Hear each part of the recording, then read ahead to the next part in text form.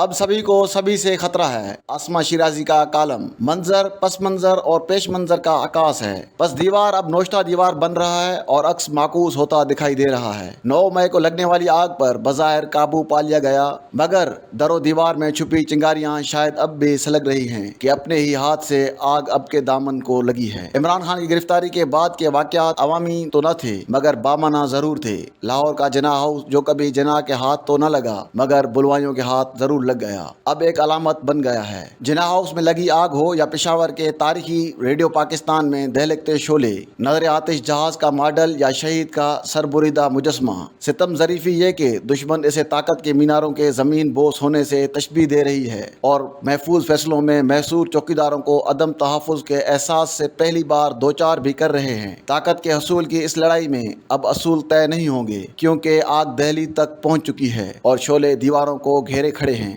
گزشتہ کئی برسوں سے نظام، آئین، جمہوریت، مخالف ذہن سازی، چور چور کی باد گشت میں پلتی نسلیں، عداوت کی حد تک سیاست کی راہ ہموار کرنے اور تقسیم کے ذریعے حکمرانی کرنے والے ادارے کو اب خود اسی قسم کے چیلنجز کا سامنا ہے۔ اندرونی طور پر اسٹیبلشمنٹ کا حصہ سمجھے جانے والی عدلیہ حق شفا میں طاقت کے مرکز پر قابض ہو رہی ہے اور نئے عالمی صف بندی میں جغرافیائی زنجیر میں جکڑے ہم جیسے راہگیر ہٹو بچوں کی باد گشت میں حادثے سے بچنے کی کوششوں میں ہیں۔ ہر طرح کے افریب منہ کھولے لقمہ بنانے کو کھڑے ہیں۔ 75 سال کی ساری بیماریوں نے کمزور جسم پر دھاوا بول دیا ہے اور ازلی طاقت کا ستون خود بقا کی جنگ لڑ رہا ہے۔ حادثوں کی پرورش کس نے کی؟ اپنے ہی ہاتھ گریبانوں تک کیسے پہنچے اور آستینوں میں چھپے سانپوں کو دودھ کس نے پلایا؟ غور کیے بغیر بھی اب صورتیں حفظ ہیں۔ عمران خان کی گرفتاری کے بعد کے واقعات محض بیرومیٹر پر لگے پیمانے پر لال نشان مزید روشن کر رہے ہیں اور بقول جون ایلیا اب سبھی کو سبھی سے خطرہ ہے۔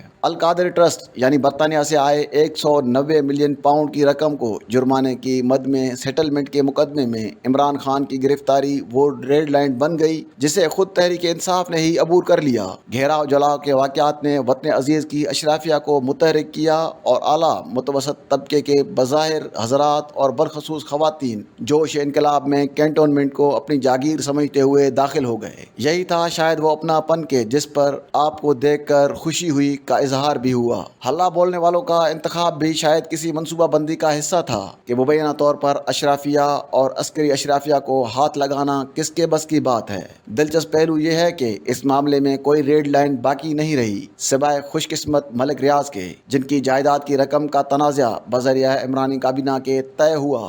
بدلے میں مبینہ زمین ملے یا زر اس کی تحقیقات تو ہو رہی ہیں، البتہ عمران خان کے خلاف بیانات اور احکامات کا سلسلہ بھی جاری ہے۔ پریس کانفرنسوں اور تقریروں کا بھی زور ہے، جبکہ سیاستدانوں سے لے کر سینئر بیوروکریٹس، ریٹائرڈ جرنیلوں سے لے کر بیشتر قلمکاروں اور سیاستدانوں کی پگڑیاں اچھالنے والے چینلوں تک ملک صاحب کا نام لینے سے ایسے گریزاں ہیں جیسے نئی دلہن اپنے دلہا کا نام لیتے جھجک رہی ہو۔ بڑے بڑے ترم خان ججوں کا نام لے رہے ہیں مگر ملک صاحب کا نام آتے ہی میوٹنگ کا بٹن دبا دیا جاتا ہے۔ مدعا یہ بھی ہے کہ طاقت کے ایوانوں میں نقب لگ چکی ہے، پرانی اسٹیبلشمنٹ کا بچھایا جال ہر ادارے کو گرفت میں لیے ہوئے ہے جسے پرویز الہی اسٹیبلشمنٹ حقیقی کا نام دے چکے ہیں۔ ریاست اپنی رٹ کو چیلنج کرنے والوں سے آنے ہاتھوں نمٹنے کی کوشش میں ہے اور ہو سکتا ہے کہ نمٹ بھی لیں، مگر بڑے گھر کے در و دیوار میں لپٹا خوف ہی اصل چیلنج ہے۔ اس میں دو آرا نہیں کہ ادارے کا افریب بنانے اور بنا کر مٹانے کا وسیع تجربہ ہے، تاہم اس بار صفائی کی نوعیت ذرا مختلف ہے کیونکہ مورچے اب گھر میں ہی بنانا پڑیں گے۔